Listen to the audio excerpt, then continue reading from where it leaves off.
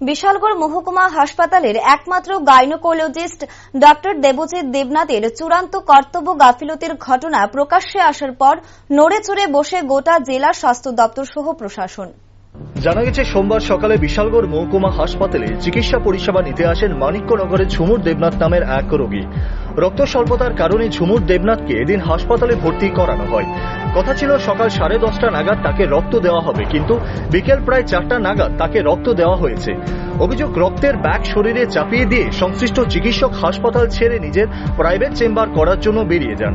নিয়ম হচ্ছে, যদি কোনো রোগীর শরীরে রক্ত দেওয়া হয় তাহলে চিকিৎসককে অবশ্যই তা শেষ করা পর্যন্ত পর্যবেক্ষণ করতে হবে।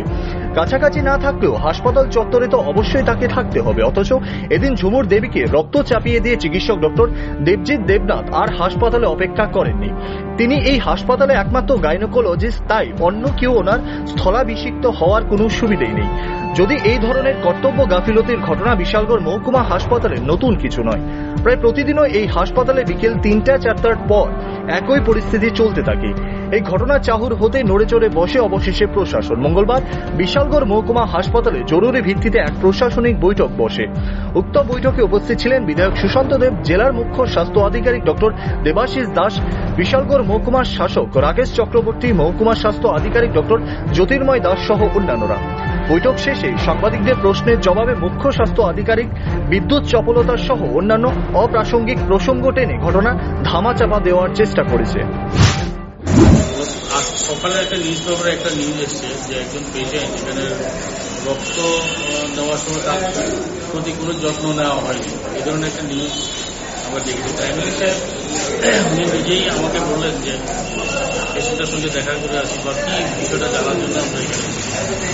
তো এখানে হ্যাঁ ঠিক আছে, আমাদের যারা প্রথমত তো রক্ত যে রুগীটা পাওয়ার কথা ছিল তার হিমোগ্লোবিন 5 গ্রাম% ছিল, তো ওনাকে ডাক্তার যথারীতি দেখে অ্যাডভাইস করা হয়েছে। তো একটা জায়গাতে একটা সময় পাওয়ার কাটও ছিল, তার মধ্যে আবার শিফটিং ডিউটিরও ছিল, একটু ডিলে হয়ে গেছে রক্তটা দিতে। তো পরবর্তী সময় রক্ত দিয়েছে। আজকে আমরা এসেছি পেশেন্টটাকে দেখতে। Patient is doing very good. এখন আজকে আরেকটা ইউনিট ব্লাড দেওয়া হবে এবং এখানে যারা দেখছেন ডাক্তারবাবুরা, তার সঙ্গে আমাদের স্পেশালিস্ট ডাক্তার যে গাইনোকোলজিস্ট আছেন উনিও গিয়ে যাবেন, এখন গিয়ে দেখবেন পেশেন্টটাকে। তবে আগের তুলনায় পেশেন্ট যেভাবে ভর্তি ছিল তার থেকে অনেকটা ভালো আছে। তো এমনি সাহেবও এসছেন দেখতে পেশেন্টটাকে। আর যেটা পত্রিকাতে উঠেছে ঘটনাটা সত্যতা যাচাই করার জন্য এমএলএ সাহেবও এসছেন আমাদের সঙ্গে, এসডিএম সাহেবও আছেন, আর সঙ্গে আমাদের পেশেন্টের যে এসডিএম উনিও ছিলেন। আমরা সবাই বসে দেখলাম যে ব্যাপারটা কি। তো এখন ঘটনাটা যেভাবে উঠেছে ততটা অন্যদিকে বিধায়ক সুশান্ত দেব এই ঘটনা দপ্তরের তরফে তদন্ত করে দেখা হবে বলে জানিয়েছেন। এসডিএমও সাহেব আছেন, এসডিএমও আছেন, আমাদের এসডিএম সাহেবও আছেন। আমরা বলেছি বিষয়টা দেখার জন্য এবং আগামী দিনে যেন এরকম ছোট ছোট সমস্যা না হয়, আমরা সব রোগীকে, আমাদের সরকারও চাইছে, আমরাও চাইছি সঠিক পরিষেবা দেওয়ার জন্য আগামী দিনে দেওয়া হবে। প্রাথমিকভাবে বৈঠকে কি উঠে এসছে? না, যেটা উঠে এসছে ওই কারেন্টের জন্য এবং ওই শিফটিং এর জন্য একটু ডিলে হয়েছে বিষয়টা।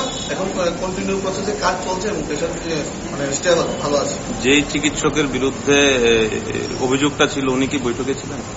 আমরা কথা বলেছি ওনার সঙ্গে, এবং পেশেন্টকে দেখার জন্য ঠিকভাবে বলা হবে। কোনো ব্যবস্থা গ্রহণ করা হবে কি? এটা এসডিএম সাহেব বলা আছে, উনি দেখে সিএমও সাহেবও আছেন, হসপিটাল যাতে নেওয়া।